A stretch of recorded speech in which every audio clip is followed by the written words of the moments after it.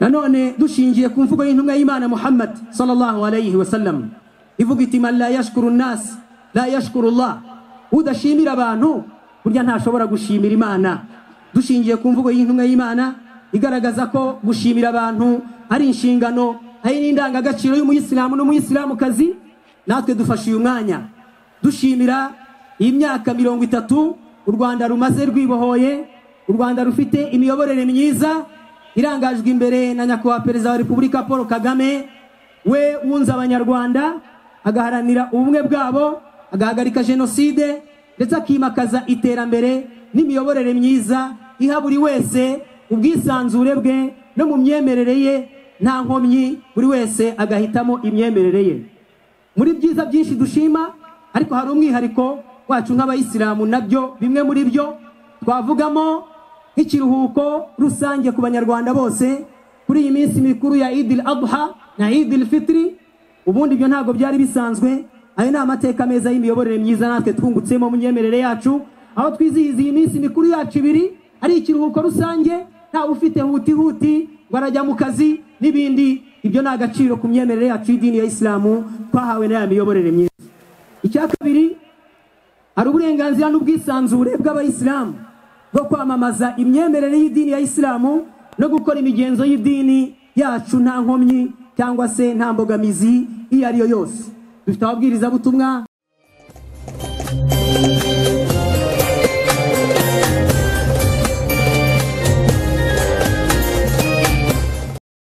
Allah subhanahu wa ta'ala we wihariye gusengwa wenyine, nta kindi abangikamwe nacyo mu byo yaremye byose.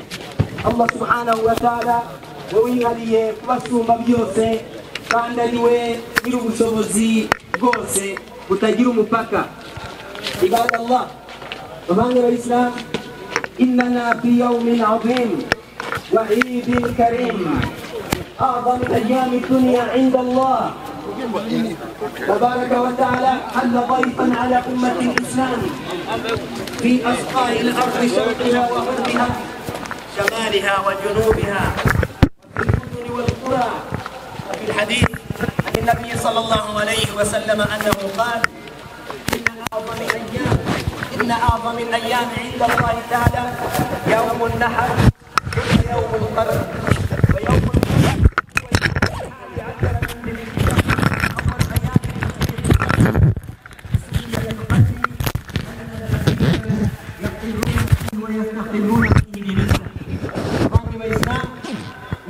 umunsi ukomeye mu mateka y'imyemerere y'idini y'Islam, umunsi mukuru wa Yawmun Nahar Eid al-Adha, umunsi mukuru w'igitambo uhambaye cyane, akaba ari wo munsi ufite agaciro gakomeye kurusha iyindi yose imbere y'Imana subhanahu wa ta'ala. Imana yabahaye agaciro imbere ya Muhammad sallallahu alayhi wa sallam, kandi iti inna a'zama al-ayyami 'inda Allah yawmun nahar thumma yawmul qarn. Intumwa y'Imana iravuga iti umunsi uhambaye kurusha iyindi yose imbere y'Imana, umunsi ufite agaciro kurusha indi yose ni uyu munsi w'igitambo, hanyuma ugakurikirwa n'umunsi uzakurikira ejo, ari wo munsi abahaji baba batuje barangije imigenzo nyamukuru ya hijja, ibikomeye babirangije basigaje ibyoroheje. Yawmuna hadha ibadallah huwa yawmul hajj al-akbar, ففيه يؤدي حجاج بيت الله الحرام أعظم مناسك الحج من رمي ونحر وحلق وطواف وسعي. uyu ni umunsi ukomeye kuko niwo munsi abahaji bari Maka bakoramo ibikorwa nyamukuru byose bigize hijja, akaba ari wo munsi bajya gutera amabuye jamarat, akaba ari wo munsi wo gutanga igitambo nabo batanga igitambo, akaba ari umunsi wo gukora tawaful ifada, akaba ari umunsi wo kogosha no kugabanya ndetse no gukora sa'i no kugenda hagati ya Safa na Marwa. Ibadallah, bavandimwe ba Islam, لقد وقف النبي صلى الله عليه وسلم كما جاء عن ابن عمر رضي الله عنهما أن النبي صلى الله عليه وسلم وقف يوم النحر بين الجمرات في الحجة التي حج فقال أي يوم هذا؟ قالوا يوم النحر. قال هذا يوم الحج الأكبر أخرجه أبو داود وغيره. وفيه تكون أفضل أعمال حجاج بيت الله الحرام. ففانغ بإسلام كل يموسي نغيمان صلى الله عليه وسلم يهجز مكبايا كامنا أرانجي شرفقتي ويموسي مراوزي ورمغت يا رسول الله وينوموسي ukomeye cyane intumwa y'Imana abwiriti uyu munsi no munsi wa hijja nyamukuru kuko niwo munsi ukorwamo ibikorwa nyamukuru bya hijja. أيها المسلمون إن من العبادات التي نتقرب بها إلى الله في هذا اليوم ذبح الأضاحي والهدي. ففانغ بإسلام نمو بكورغوا بتكويجر زمانا دكورا uyu munsi wa none ibikorwa bikomeye harimo gutanga igitambo baada sala nyuma y'iswala y'irayidi. Igikorwa cyiza kindi dukora kuri uyu munsi gihambaye ni igikorwa cyo gutanga igitambo. قال الله تعالى ليشهدوا منافع لهم ويذكروا اسم الله في أيام معلومات على ما رزقهم من بهيمة الأنعام فكلوا منها وأطعموا البائس الفقير.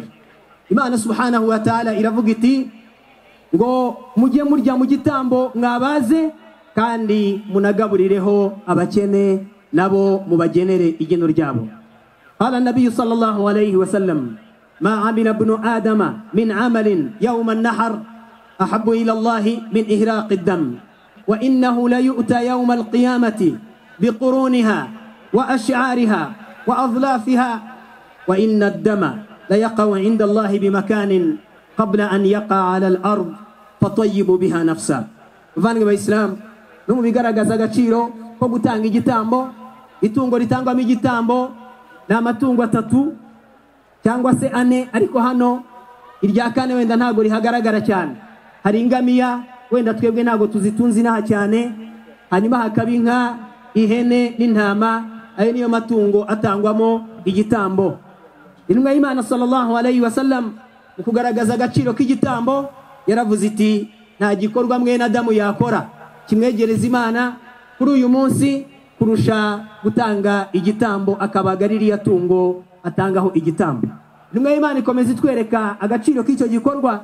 Intumwa y'Imana iravuga iti nicyo gikorwa gikundwa n'Imana kuri uyu munsi kurusha ibindi byose. Intumwa y'Imana iti kandi wa innahu la yuta yawmal qiyamati. Intumwa y'Imana iti ku munsi w'imperuka iryo tungo rizaza biquruniha وأشعارها وأظلافها.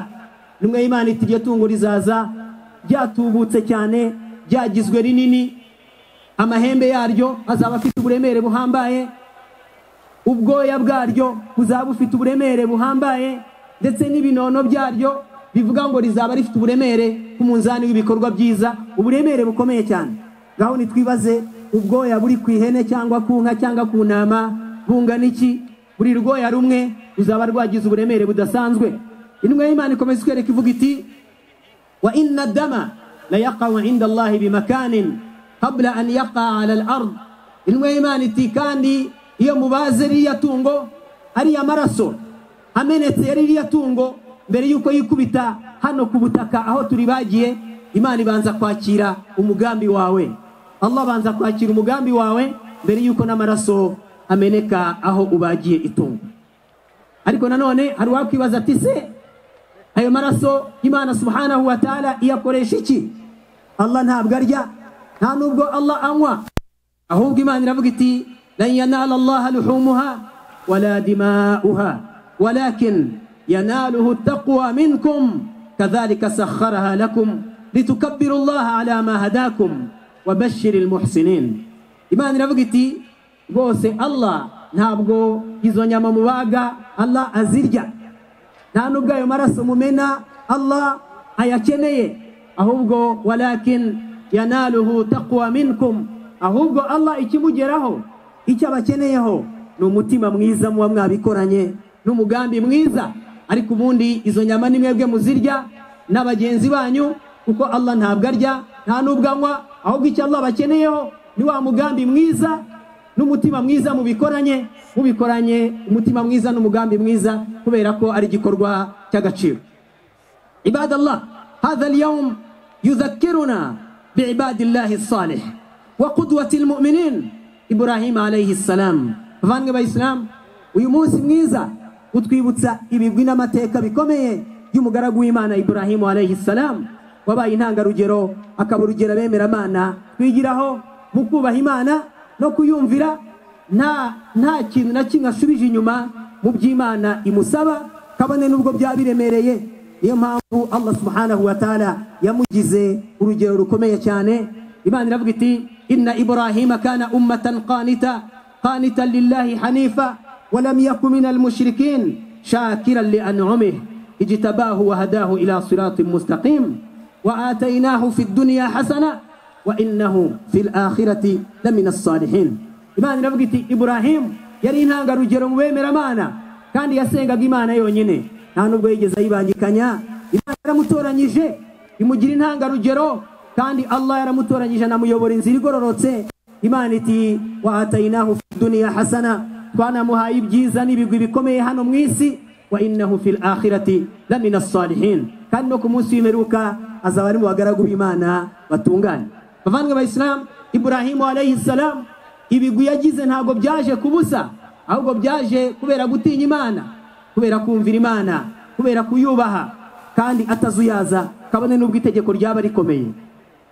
Urugero rukomeye cyane rw'uburyo Ibrahim yakiraga ni ikigeragezo gikomeye yahawe. Lamma razaqahu Allah subhanahu wa ta'ala al-ghulama fi kibarihi, Imana subhanahu wa ta'ala yamuhaye umwana w'umusore Ismail alayhi salam, ariko imumuha yari yarageze mu zabukuru ba'da al-ya'si wal-qunut, nyuma yuko yari amaze kwiheba ko nta mwana azabona, aza gusaba Imana avuga ati rabbi habli minas salihin fabasharnahu bighulamin halim falamma balagha ma'ahu as-sa'ya qala ya bunayya inni ara fil manami anni adhbahuk fanzur madha tara qala ya abati fa'al ma tu'mar satajiduni in sha Allah minas sabirin.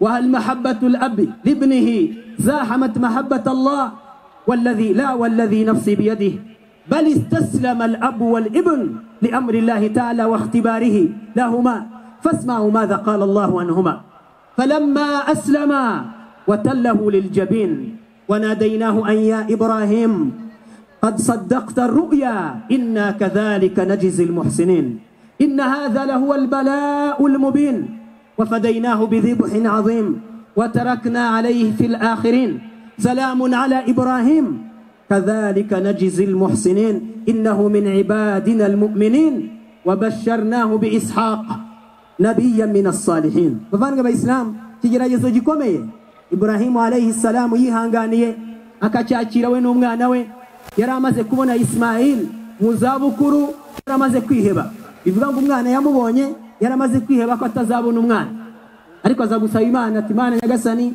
ndagusabye umuha urubyaro. Imana rero imuha urubyaro, imuha umwana witwa Ismail.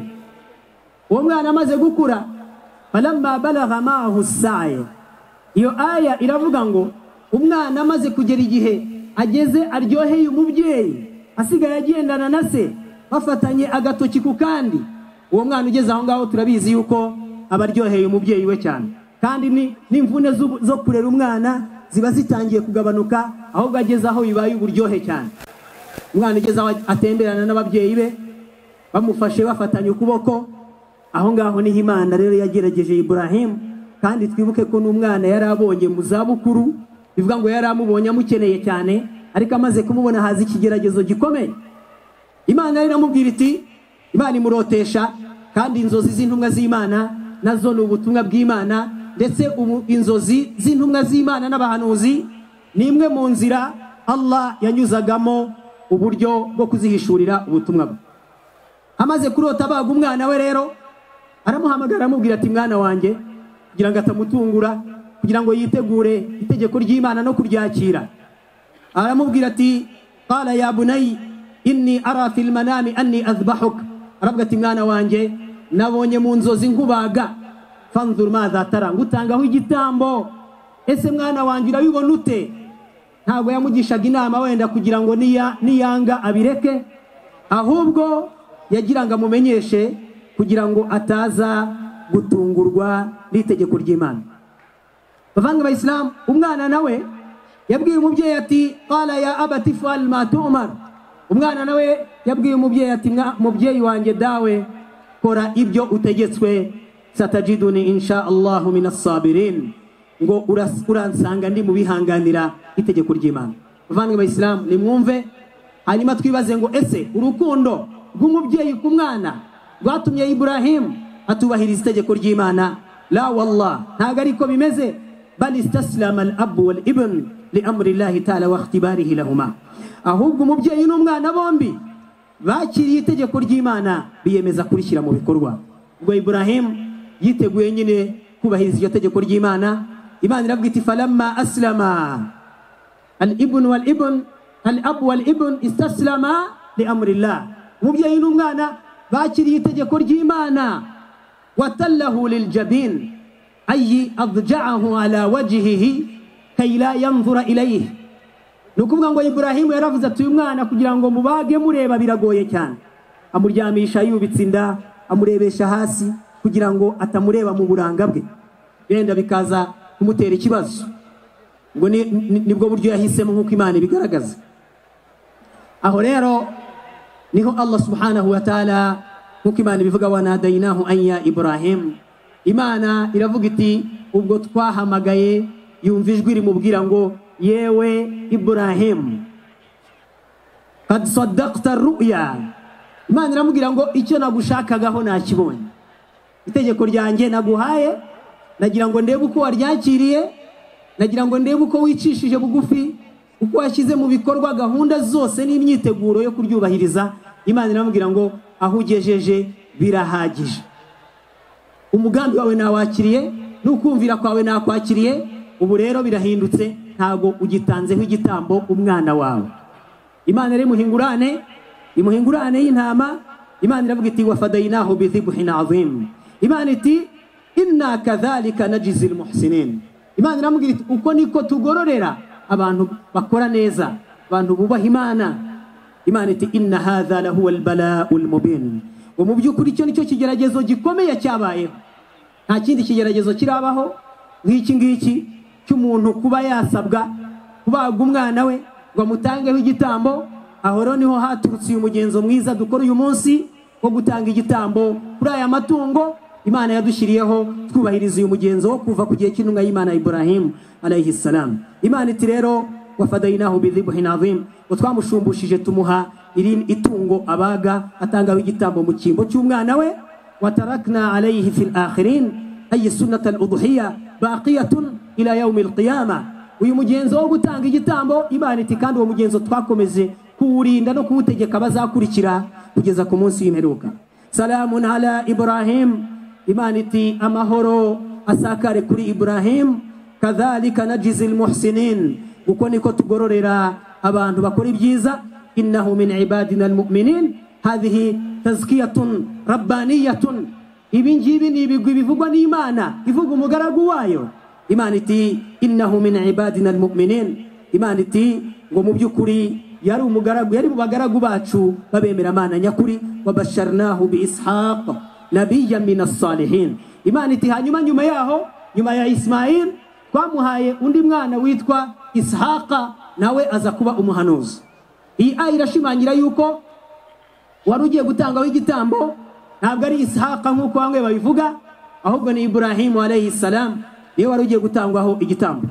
Bavandimwe b'Abayisilamukazi, umuhango wo gutanga igitambo ni umugenzo uhambaye kandi buri wese ubishoboye akaba asabwa kubyitabira, ndetse tukibuka ko dufite iminsi 4 yo kubikora.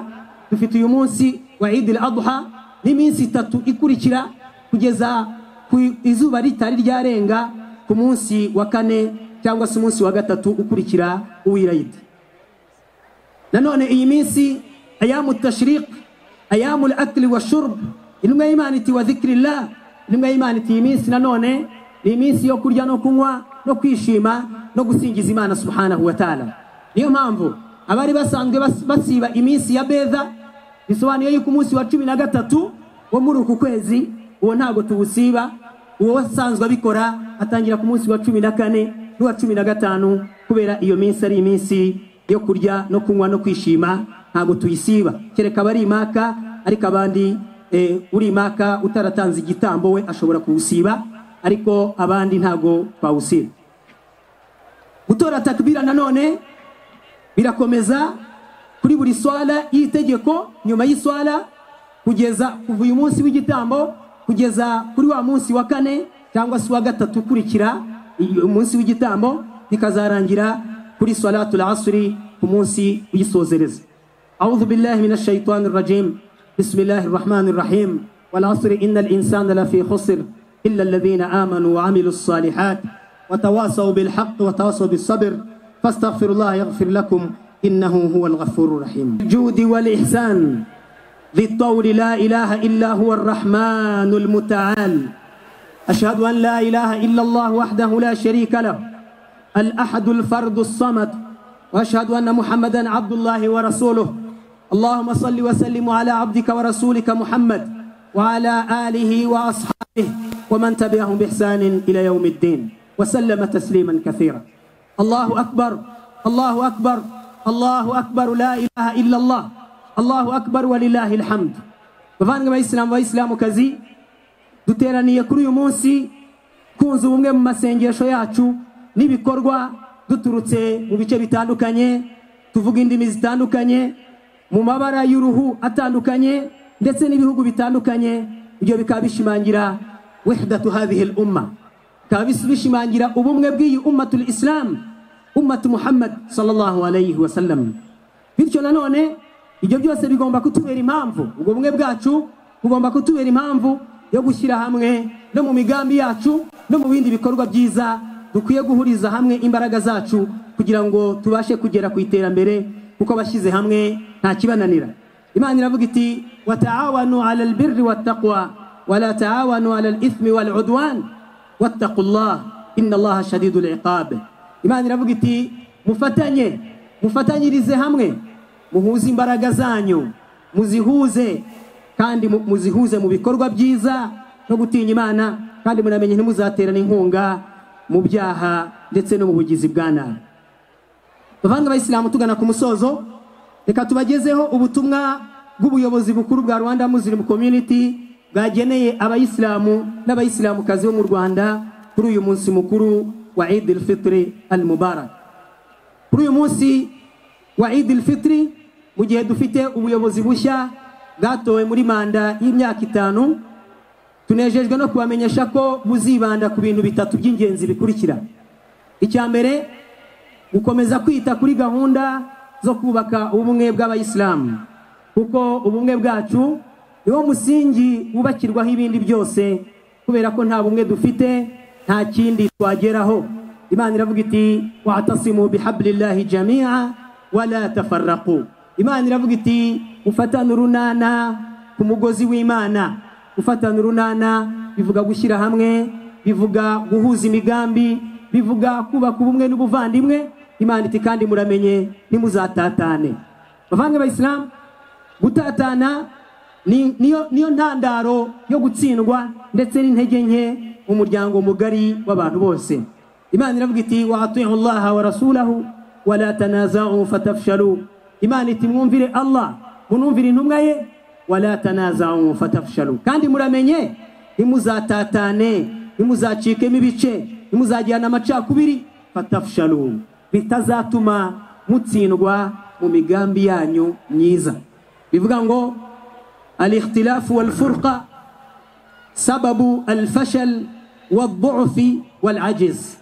Bisobanuye ngo gucikamo ibice ndetse no kutumvikana no kudahuza, ibyo ni intandaro yo gutsindwa no kugira intege nke no kutagira ibyo abantu bageraho. Bityo rero ubumwe bwacu ni inkingi ikomeye, dukomeze tubungabunge, tunabukomeze kurushaho, tubwubake kubera yuko buzatugeza kuri byinshi. Cya kabiri mu bizitabwaho ni ugushyira imbaraga mu kubaka ibikorwa remezo binini no kugera ku iterambere rirambye. Ibyo byose bikaba bisaba uruhare rwa buri Muyisilamu n'Umuyisilamukazi hagamijwe kubaka umuco wo kwigira no kwishakamo ibisubizo nk'Abayisilamu bo mu Rwanda. Icya gatatu, hazimakazwa nanone imiyoborere n'imikorere yubakiye ku kubazwa inshingano ndetse no gukorera mu mucyo ndetse no kugisha inama Abayisilamu ndetse no kubaha ku gihe amakuru y'bakorerwa kandi bakabigiramo uruhare. Ibyo nanone bikanajyana no kwemera kunengwa uburyo bwubaka hagamijwe kubaka no kunoza ibitagenda neza, bityo tukaba tubasabye kurushaho kwegera ubuyobozi no kurushaho kubugira inama no kubwereka igikwiye kunozwa kurushaho. Ubuyobozi bushya bw'umuryango w'abayisilamu mu Rwanda bwongeye gusaba bukomeje ibyiciro byose by'abayisilamu, baba ari abashehe, ababwiriza butumwa, ndetse abayisilamu bikorera igiti cyabo, ndetse n'abafite ubumenyi n'ubuhanga butandukanye, ko hakenewe umusanzu wa buri wese mu gukomeza kubaka no gushyira hamwe imbaraga z'ibitekerezo byacu kugira ngo tugere ku mpinduka nziza kandi zizagaragaza iterambere rirambye umuryango mugari w'abayisilamu. Bavandimwe b'abayisilamu, kuri uyu munsi hari amakuru meza twabaha arebana n'abavandimwe bacu bari i Maka. Barabasuhuza kandi bamerewe neza, ndetse urugendo rwa hijja rw'uyu mwaka rwateguwe neza kurusha. Muri byo mu byaruranze bidasanzwe nuko mu mateka bwa mbere aribwo abayisilamu bagiye i Maka bajyanye n'indege ya Rwanda Air, ariko ibavanye i Kigali ikabageza ku kibuga mpuzamahanga cya Jeddah, ubwo ni muri Saudi Arabia, nta handi babanje guca nk'uko byari bisanzwe mu ngendo zose zabanjirije uyu mwaka. Si ibyo gusa, ahubwo mu kugaruka noneho bizaba ari akarusho, kuko noneho bazaturuka ku kibuga mpuzamahanga cya Madina. Aho ngaho ni ubwa mbere naho mu mateka, bakazahaturuka bakagwa i Kigali, nta handi banyuze nanone mu rugendo rwabo. Ibyo bizaba bibavaniyeho ingendo ndetse n'imvune zikomeye bajyaga bahura nazo, kandi bizakomeza. Ndetse turifuza gukomeza kunoza iki gikorwa dushingiye ku nama zanyu n'ibitekerezo kugira ngo kizagende neza, hagamijwe guha abahaji bajya i Maka serivisi nziza zituma bakora umutambagiro mutagatifu mu buryo bwiza. Bavanga abayisilamu, abayisilamukazi, nanone mu makuru twabaha nuko uyu mwaka, uyu munsi n'iminsi ikurikiraho kugeza uyu munsi wa none, twakiriye ibitambo bingana n'inka 672 ndetse n'ihene zigeze ku 1000 ubu kugeza uyu munsi. Ariko muri iyi minsi babigikomeza, ariko ibyo nibyo tumaze kwakira kugeza aka kanya. Inka 672 n'ihene 1000 bikaba bizatangwa kugeza aka kanya mu turere 24, ubwo harabu turere 6 mu rwego rwo gusaranganya. Nabwo ibikomeza kugenda biza muri iyi minsi tugifite bizasaranganywa ku buryo nibura bigera ahandi hose. Tubashishikarije namwe nk'abayisilamu kwegera ubuyobozi mukagira uruhare muri iki gikorwa cyiza duhamagarirwa nk'uko twagaragaje ibyiza byacyo. Bavandimwe b'Isilamu, dusoza nanone dushingiye ku mvugo y'intumwa y'Imana Muhammad sallallahu alayhi wa sallam ivuga iti: man la yashkuru an-nas la yashkuru Allah. Udashimira abantu burya ntashobora gushimira Imana. Dushingiye ku mvugo y'intumwa y'Imana igaragaza ko gushimira abantu ari inshingano, ari n'indangagaciro y'umuyisilamu n'umuyisilamukazi, natwe dufashe uyu mwanya dushimira iyi myaka 30 u Rwanda rumaze rwibohoye, u Rwanda rufite imiyoborere myiza irangajwe imbere na nyakubahwa Perezida wa Repubulika Paul Kagame. We wunze abanyarwanda, agaharanira ubumwe bwabo, agahagarika jenoside, ndetse akimakaza iterambere n'imiyoborere myiza iha buri wese ubwisanzure bwe no mu myemerere ye nta nkomyi, buri wese agahitamo imyemerere ye. Muri byiza byinshi dushima, ariko hari umwihariko wacu nk'abayisilamu, nabyo bimwe muri byo twavugamo nk'ikiruhuko rusange ku banyarwanda bose kuri iyi minsi mikuru ya Eid al-Adha na Eid al-Fitr. Ubundi ibyo ntabwo byari bisanzwe. Ayo ni amateka meza y'imiyoborere myiza natwe twungutsemo mu myemerere yacu, aho twizihiza iyi minsi mikuru yacu ibiri ari ikiruhuko rusange, nta ufite huti barajya mu kazi n'ibindi. Ibyo ni agaciro ku myemerere yacu y'idini ya Islamu twahawe n'aya miyoborere myiza.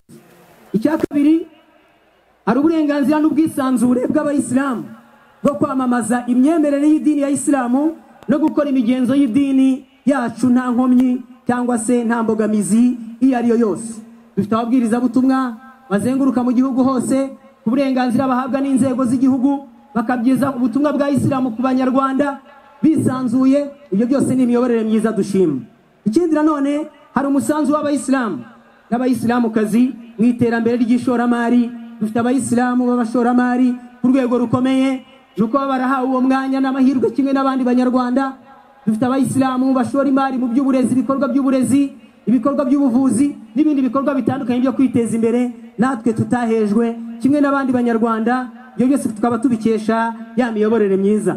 Ikindi nanone dufite abayisilamu n'abayisilamukazi mu nzego zitandukanye z'ubuyobozi bw'igihugu cyacu, kandi inzego nkuru zitandukanye bakaba batanga umusanzu wabo mu kubaka igihugu mu nzego zose zitandukanye z'igihugu. Ibyo byose ni imiyoborere myiza idaheza twishimira nk'abayisilamu. Icyanyuma muri ibi ngibi bikeya tuvuze nk'ingero kuko ni byinshi, hari uguteza imbere no gutunganya umujyi w'amateka y'abayisilamu wa Biryogo ahazwi ku izina rya Car Free Zone. Ubu hasigaye hasurwa mu byiza bitatse u Rwanda, ndetse ibyo byongereye amahirwe abayisilamu yo kwihangira imirimo no kwiteza imbere dukoresheje uwo mwanya mwiza twahawe. Bavandimwe abayisilamu, abayisilamukazi, ibi byose ni byiza kandi natwe twungukiyemo nk'abayisilamu dukesha imiyoborere myiza dufite mu gihugu cyacu. Bavandimwe abayisilamu, abayisilamukazi, impinduka twavuze hejuru zose n'ibi byiza byose twagezeho bizajyana no gusigasira no kubungabunga ibyagezweho, duhitamo neza tunatora abayobozi bakuru b'igihugu cyacu mu matora azaba muri uku kwezi gutaha kwa karindwi ku itariki ya 15 z'ukwezi kwa karindwi. Naha rero buri wese muri twebwe kugira uruhare kugira ngo aya matora azagende neza, duhitamo dutora abafitiye akamaro u Rwanda n'abanyarwanda, tunibutsa kandi buri muyisilamu n'umuyisilamukazi gukomeza gusabira ibi bikorwa by'amatora mu iswala zacu, mu masengesho yacu, kugira ngo bizagende neza kandi bikorwe neza mwituze no mu mutekano. Thumma sallu wa sallimu ibadallah ala al-bashir an-nadhir as-siraj al-munir laqad amarakum Allah bidhalika faqal inna Allah wa malaikatahu yusalluna ala an-nabi ya ayyuhalladhina amanu sallu alayhi wa sallimu taslima. Allahumma salli ala Muhammad wa ala ali Muhammad kama sallaita ala Ibrahim wa ala ali Ibrahim وبارك على محمد وعلى آل محمد كما باركت على إبراهيم وعلى آل إبراهيم في العالمين إنك حميد مجيد. وارض اللهم عن الخلفاء الراشدين الذين قضوا بالحق وبه كانوا يعدلون، أبي بكر وعمر وعثمان وعلي، وعن سائر أصحاب نبيك الكريم وتابعين لهم ومن تبعهم بإحسان إلى يوم الدين. اللهم أعز الإسلام والمسلمين وأذل الشرك والمشركين وانصر عبادك الموحدين المستضعفين في مشارق الأرض ومغاربها. اللهم انصرهم بنصرك وأيدهم بتأييدك برحمتك يا أرحم الراحمين. اللهم انصر إخواننا المسلمين في فلسطين، اللهم انصرهم بنصرك وأيدهم بتأييدك برحمتك يا أرحم الراحمين، برحمتك يا أرحم الراحمين. ربنا آتنا في الدنيا حسنة وفي الآخرة حسنة وقنا عذاب النار. اللهم اغفر لنا ولوالدينا والمؤمنين والمؤمنات والمسلمين والمسلمات الأحياء منهم والأموات برحمتك يا أرحم الراحمين. اللهم احفظ حجاج بيتك الحرام، اللهم اجعل حجهم حجا مبرورا وسعيا مشكورا وذنبا مغفورا. اللهم ردهم إلى بلادهم سالمين غامنين يا ذا الجلال والإكرام. اللهم ارزقنا الأمن والاستقرار. اللهم ادفع عنا الربا والزنا والزلازل وسوء الفتن ما ظهر منها وما بطن عن بلدنا هذا خاصة وعن سائر بلاد المسلمين عامة يا رب العالمين. بارك الله فيكم وجزاكم الله خيرا وتقبل الله منا ومنكم صالح الأعمال وكل عام وأنتم بخير والسلام عليكم ورحمة الله وبركاته. turasaba abayisilamu yuko buri wese yahobera mugenzi we mu rwego rwo gukomeza kubaka ubuvandimwe bwacu, n'abayisilamukazi nabo bibe uko barakallahu fikum. Assalamu alaykum wa rahmatullahi wa barakatuh.